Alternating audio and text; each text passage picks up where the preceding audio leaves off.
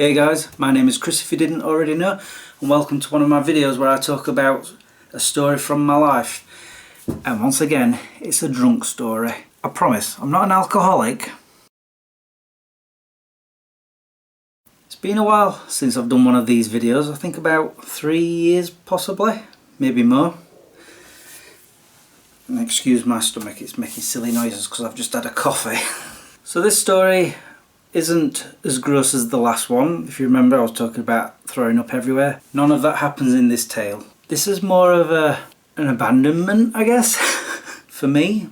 It was one of those nights where it was a strange one for many reasons. So let me just start off by saying I was in my late teens. I don't actually remember how old I was. I was about 18, 19, maybe even 20 at this point. All I know is I went out drinking as usual with my college friends, big group of us. I probably mentioned it on the last one that we frequented the same pubs before ending up in the same nightclub every time, which was Roxy's. So as per usual, we'd been around the pubs, then we went to the burger place at the bottom of the ramp what leads up into the nightclub. You know, that ramp that I talked about throwing up over the last time. So here's the weird stuff.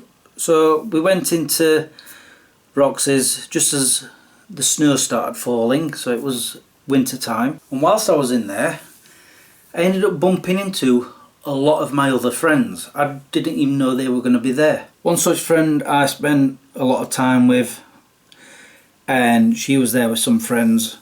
I don't actually remember if I knew she was going to be there. All I know is that I bumped into her that night, spent a bit of time with her, chatting and whatnot and yada yada. And I'm pretty sure I bumped into a male friend. I can't remember which one. Like I say, I was drunk, so I don't really remember much about that.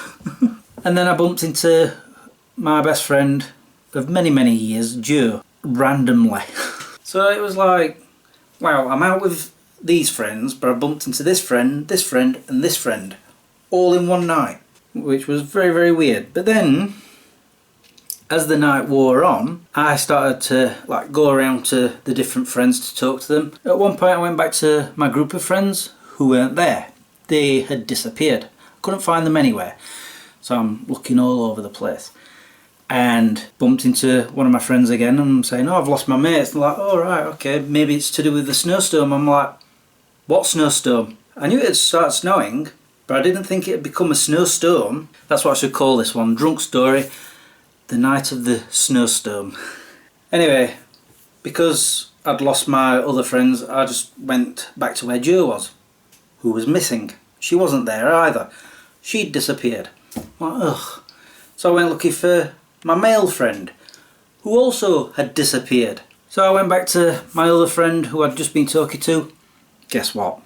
Disappeared. I was all by myself all of a sudden. Totally abandoned by everybody.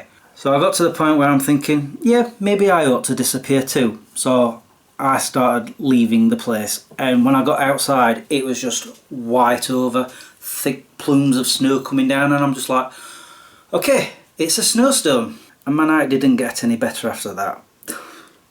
Because usually there was a midnight bus, I believe, and then a 2:20 AM bus.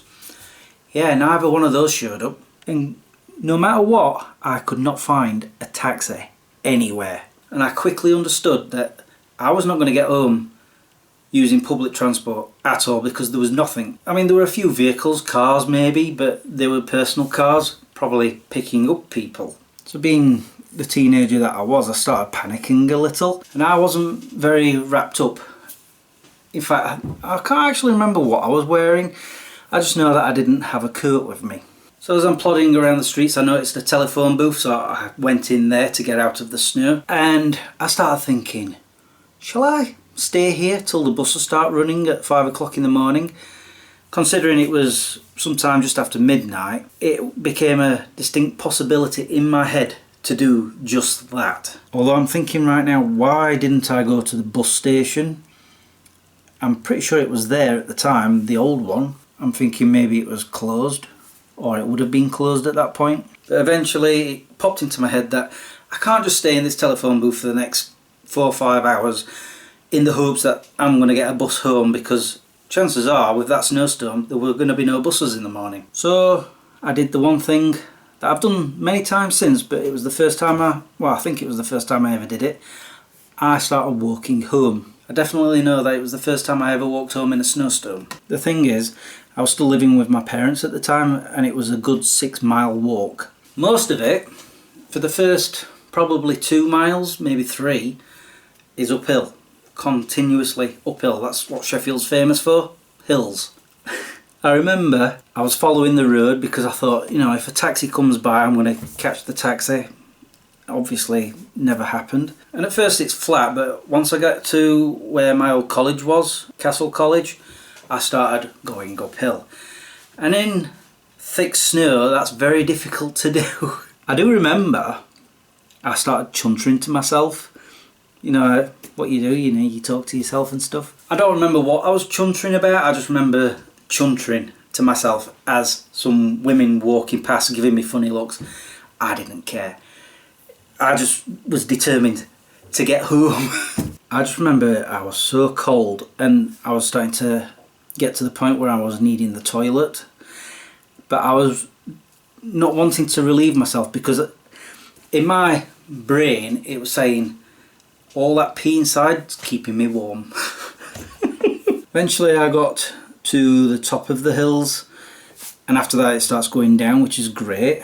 Of course, when you go down, then I've got to go back up again before I can go down again. And I remember I was just walking as fast as I can, obviously not in snow boots or anything like that. I was in like fancy shoes.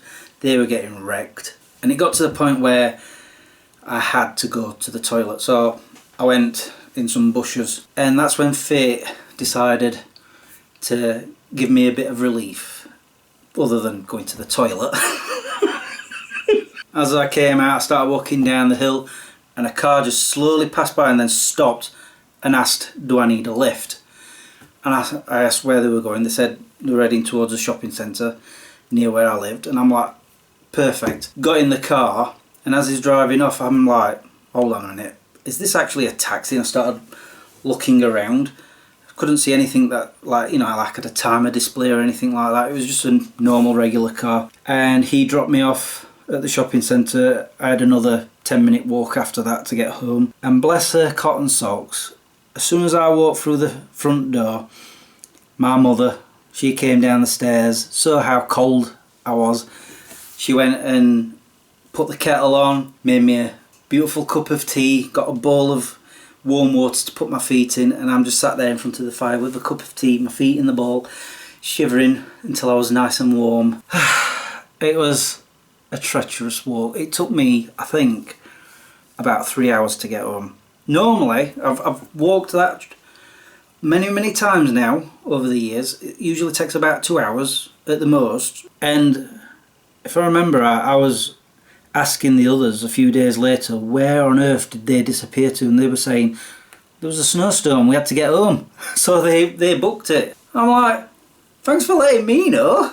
Whatever, I've forgiven them since. But I just know, after that, I learnt my lesson that if ever the snow started coming down that heavy, forget drinking, forget going to a nightclub, I'm going home. And there you go, that's another drunk story for you. I've got some more at some point. I'll probably talk about them in about 3-4 years time. I'm kidding. But at least one good thing, I never threw up that night. Anyway guys, that's it for that story. It's now time for me to go. All that's left for me to say is thank you for watching and subscribing if you have, and liking this video if you did. Until the next time, peace out. I didn't always go to Roxy's. I did with them group of friends, but with other people, went to a few other different nightclubs. I remember one, I believe it was called Cairo's. I just remember that I was with a group of friends and I said, I've got to go to the toilet. So off I went to the toilet. So when I came back from the toilet, I'm thinking, hold on a minute, there's something different about the room. The colour had changed. I'm like, okay. Went to the table where I was with the others. They were gone. I'm like, what is going on? It turned out that the nightclub had 2 identical rooms, just different colours. Yeah, I went into the wrong room, didn't I? That's why I couldn't find my friends that night.